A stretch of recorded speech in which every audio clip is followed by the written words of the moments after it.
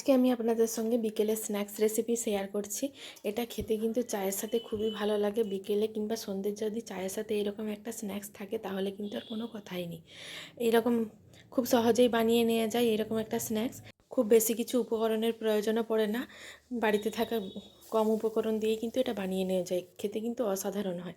প্রথমে কড়াইতে অল্প সাদা তেল দিয়েছি, 1 চামচ মতো সাদা তেল দিয়েছি। তারপর দিয়ে দিলাম আদা রসুন কুচি, ছোট ছোট করে আদা রসুনটা কুচি করে নিয়েছি। আর একটা পেঁয়াজকেও ছোট ছোট করে কেটে নিয়েছি, অল্প একটু ভেজে নিয়েছি। তারপরে দিয়ে দিলাম একটা গ্লাসের হাফ গ্লাস মতো জল দিয়েছি।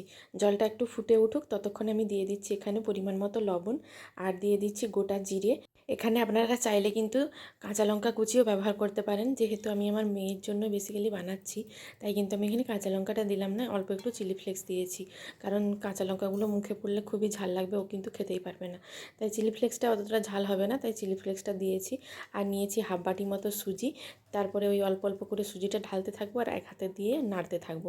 নাড়তে নাড়তে দেখুন একবারে কিন্তু জলটা টেনে নেবে সুজিটা, আর একটা ডোয়ে পরিণত হবে। এইভাবে নাড়তে হবে। আর এখানে আপনাদের হাতের সামনে যদি ধনেপাতা কুচি থাকে অবশ্যই ধনেপাতা কুচিটাও দেবেন। ধনেপাতা কুচিটাও দিলে কিন্তু এটা খুব ভালো লাগে খেতে, কিংবা কারি পাতাও যদি থাকে কারি পাতাও দিতে পারেন। তারপরে এখানে সুজিটা দেখুন একটা ডোয়ের মতো তৈরি হয়ে গেছে। আর এখানে আমি কিছু আলু সেদ্ধ করে নিয়েছি। এই আলুগুলোকে আমি গোটা গোটাই সেদ্ধ করেছিলাম, তারপর খোসা ছাড়িয়ে নিয়েছি। এভাবে একটা গ্রেটারের মাধ্যমে আমি আলুগুলোকে গ্রেট করে নিচ্ছি। ওই সুজির মধ্যেই আলুগুলোকে আমি গ্রেট করে নেব। বেশি না, ওই রকম ছোটো ছোটো সাইজের আমি 5টে মতো আলু গ্রেট করে নিয়েছি। দেখুন আলুটা বেশ ভালোভাবে গ্রেট করে নিয়েছি।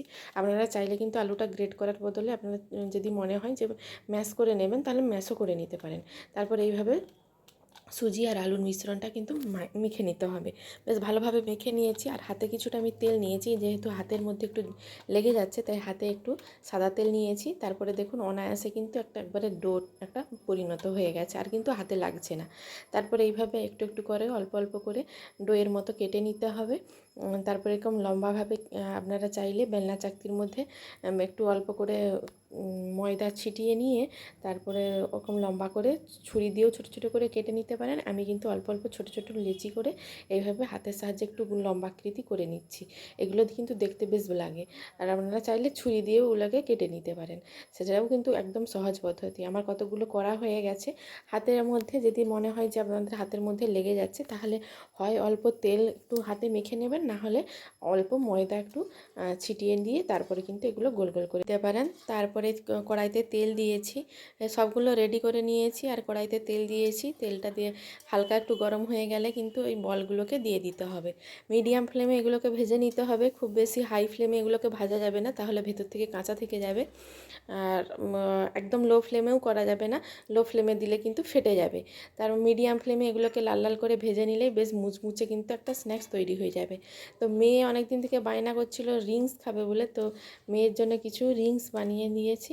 দেখুন এগুলো মেয়ে খাবে বলে রিংসগুলো বানিয়েছি। এইভাবে কিন্তু অনায়াসে বাচ্চাদেরকে রিংসও বাড়িতে তৈরি করে দিতে পারেন। বাচ্চারা বায়না করলে যখন বলবে যে চিপস খাবো, এভাবে কিন্তু বাচ্চাদেরকে অনায়াসে বানিয়ে দেওয়া যায়।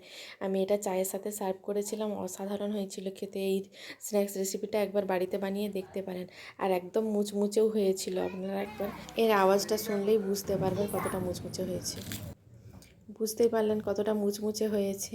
তাহলে আমার এই স্ন্যাক্স রেসিপিটা কেমন লেগেছে অবশ্যই কমেন্ট বক্সে কমেন্ট করে জানাবেন, আর লাইক শেয়ার করতে ভুলবেন না।